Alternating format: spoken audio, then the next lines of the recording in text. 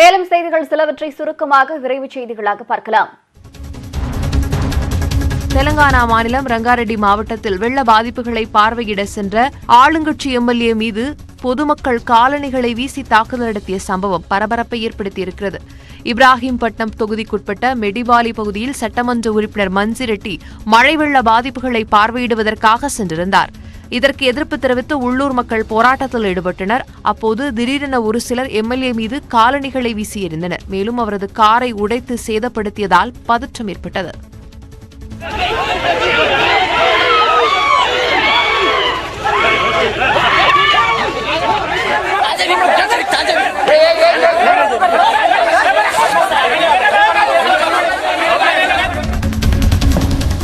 குஜராத் மாநிலம் சூரத்தில் ஆடை வடிவமைப்பு மாணவ மாணவிகள் பிபிஇ கிட் அணிந்து கொண்டு கர்பா நடனம் ஆடினர். நவராத்திரி திருவிழா தொடக்கத்தை முன்னிட்டு சூரத் நகரில் தனிமனித இடைவெளியை பின்பற்றி மாணவர்கள் கர்பா நடனம் ஆடினர். கொரோனா வைரஸ் குறித்து விழிப்புணர்வை ஏற்படுத்தும் வகையில் முழு கவச உடையில் தங்களுக்கு பிடித்தமான டிசைன்களை வடிவமைத்து மாணவர்கள் கர்பா நடனமாடியது காண்போரை வெகுவாக கவர்ந்தது.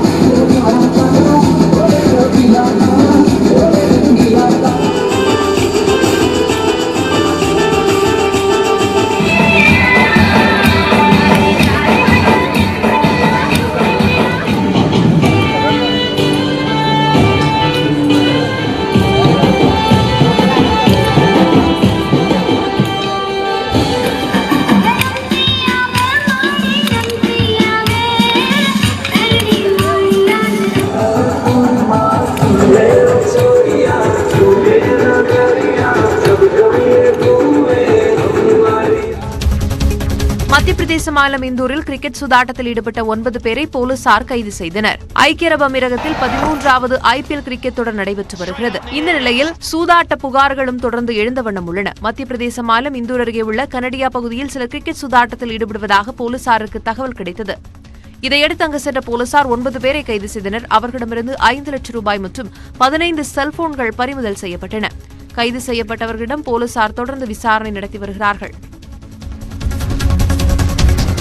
உத்தரப்பிரதேசத்தில் அரசு அதிகாரிகள் பங்கேற்ற கூட்டத்தில் பாஜக எம்எல்ஏவின் உதவியாளர் சரமாரியாக சுட்டதில் ஒருவர் உயிரிழந்தார். பல்லியா என்ற இடத்தில் அரசு ஒதுக்கீட்டில் கடைகள் அமைப்பதற்கான நிகழ்ச்சி அரசு அதிகாரிகள் முன்னிலையில் நடந்தது. அப்போது ஏற்பட்ட மோதலில் பாஜக எம்எல்ஏ சுரேந்திர சிங்கின் உதவியாளர் தீரேந்திர சிங் 20 முறை சுட்டார். இதில் ஜெயபிரகாஷ் என்பவர் சம்பவ இடத்திலேயே உயிரிழந்தார்.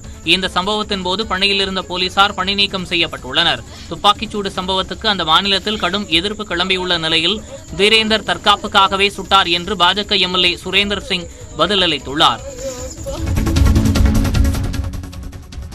உணவு மற்றும் விவசாய அமைப்பின் 75ஆம் ஆண்டு விழாவையொட்டி பிரதமர் நரேந்திர மோடி 75 ரூபாய் நாணயத்தை வெளியிட்டுள்ளார். 17 வகையான உயிர் வலுவூட்டப்பட்ட புதிய 8 பயிர்களை நாட்டுக்கு பிரதமர் மோடி அர்ப்பணித்தார். தொடர்ந்து பேசிய பிரதமர் மோடி, நடப்பாண்டு அமைதிக்கான நோபல் பரிசை உலக உணவு திட்ட அமைப்பு பெற்றது மிகப்பெரிய சாதனை என்று கூறியுள்ளார். உலக உணவு திட்டத்தில் இந்தியாவும் இணைந்து பங்களித்துள்ளது மகிழ்ச்சி என்றும் மோடி பெருமிதம் தெரிவித்துள்ளார். இந்தியாவில் பெண்களின் திருமண வயது குறித்து ஆலோசனைகள் நடந்து வருவதாகவும் அதற்கென உருவாக்கப்பட்ட கமிட்டி அறிக்கை அளித்ததும் அரசாங்கம் அது குறித்து செயல்படும் என்றும் பிரதமர் மோடி கூறியுள்ளார். டெல்லியில் நிலவும் காற்று மாசுக்கு தீர்வு காண வலியுறுத்தி 9 வயது சிறுமி போராட்டத்தில் ஈடுபட்டார். அண்டை மாநிலங்களில் எரிக்கப்படும் விவசாய கழிவுகளால் டெல்லியில் காற்று மாசு ஏற்பட்டுள்ளது. முக்கிய பகுதிகள் புகைமண்டலத்தால் சூழப்பட்டுள்ளதால் மக்கள் கடும் இன்னலுக்கு ஆளாகியிருக்கிறார்கள். இந்நிலையில் காற்று மாசுக்கு நிரந்தர தீர்வு காணக்கோரி டெல்லியைச் சேர்ந்த லிசிப்ரியா எனும் 9 வயது சிறுமி விஜய் சவுக் பகுதியில் போராட்டத்தில் ஈடுபட்டார். காற்று மாசு விவகாரத்தில் தலைவர்கள் பரஸ்பரம் குற்றம் சாட்டி வருவதாகவும் அதற்கு பதிலாக உரிய தீர்வு காண அவர்கள் நடவடிக்கை எடுக்க வேண்டும் என்றும் லிசிப்ரியா வலியுறுத்தியுள்ளார். புதிய கல்விக் கொள்கை தொடர்பாக கருத்து தெரிவிப்பதற்கான கால அவகாசம் வரும் 31ஆம் தேதி வரை நீட்டிக்கப்பட்டுள்ளதாக பல்கலைக்கழக மானியக் குழு தெரிவித்துள்ளது. புதிய கல்விக் கொள்கைக்கு மத்திய அரசு ஒப்புதல் வழங்கியதை அடுத்து பொதுமக்கள், கல்வியாளர்கள், ஆசிரியர்கள் உள்ளிட்டோரிடம் கருத்துக்கள் பெறப்பட்டு வருகின்றன. இந்நிலையில் உயர்கல்வி சார்ந்த புதிய கல்விக் கொள்கை தொடர்பான கருத்துக்களை தெரிவிக்க வரும் 31ஆம் தேதி வரை கால அவகாசம் நீட்டிக்கப்பட்டுள்ளது. கல்லூரிகள் மற்றும் பல்கலைக்கழகங்கள் தங்கள் நிறுவனங்கள் சார்ந்த இணையதள பக்கத்தில் அறிவிப்பு வெளியிட்டு பொதுமக்களின் கருத்துக்களை பெறலாம் என்றும் பல்கலைக்கழக மானியக் குழு தெரிவித்துள்ளது. திருப்பதி ஏழுமலையான் கோவிலில் இன்றிரவு நவராத்திரி பிரம்மோற்சவம் தொடங்குகிறது. ஏழுமலையான் கோவிலில் கடந்த மாதம் வருடாந்திர பிரம்மோற்சவம் பக்தர்கள் இன்றி கோயில் வளாகத்திற்குள்ளேயே எளிமையாக நடத்தப்பட்டது. இந்நிலையில் இன்று முதல் 24ஆம் தேதி வரை நவராத்திரி பிரம்மோற்சவம் நடக்க இருக்கிறது. கொரோனா அச்சம் காரணமாக நவராத்திரி பிரம்மோற்சவ நிகழ்வுகளிலும் பக்தர்களுக்கு அனுமதி இல்லை. வீதி உலா நிகழ்வும் ரத்து செய்யப்பட்டுள்ளது. இந்திய விமானப்படையில் நவம்பர் முதல் வாரத்தில் மேலும் சில ரஃபேல் விமானங்கள் இயக்கப்பட உள்ளன. சீனாவுடன் லடாக் எல்லையில் மோதல் போக்கு நீடித்து வரக்கூடிய நிலையில் இந்திய ராணுவத்தை பலப்படுத்தக்கூடிய நடவடிக்கைகள் மேற்கொள்ளப்பட்டு வருகின்றன. இதையொட்டி அண்மையில் விமானப்படையில் 5 ரஃபேல் போர் விமானங்கள் இணைக்கப்பட்டன. இதையடுத்து மேலும் 3 அல்லது 4 ரஃபேல் போர் விமானங்கள் இந்தியா வர உள்ளதாகவும் அவை நவம்பர் முதல் வாரத்தில் விமானப்படையில் இணைக்கப்பட உள்ளதாகவும் தகவல் வெளியாகியுள்ளது. பிரான்சின் தசால்ட் நிறுவனத்திடமிருந்து மொத்தம் 36 ரஃபேல் ரக போர் விமானங்களை வாங்க இந்தியா ஒப்பந்தம் மேற்கொண்டுள்ளது. கொரோனா தொற்று அதிகரித்து வருவதன் காரணமாக 5 மாநிலங்களுக்கு உயர்மட்ட மத்திய குழு அனுப்பி வைக்கப்பட்டிருக்கிறது. இதுகுறித்து மத்திய சுகாதாரம் குடும்பநலத்துறை வெளியிட்டுள்ள அறிவிப்பில் கர்நாடகம், கேரளா, ராஜஸ்தான், சத்தீஸ்கர் மற்றும் மேற்கு வங்கத்தில் கொரோனா தாக்கம் அதிகரித்துள்ளதாக கூறப்பட்டுள்ளது. இந்த மத்திய குழுவானது மாநில அரசுகள் மேற்கொண்டு வரும் கட்டுப்பாட்டு பணிகள், மேற்பார்வை மற்றும் தொற்று தடுப்பில் தனி கவனம் செலுத்தும்.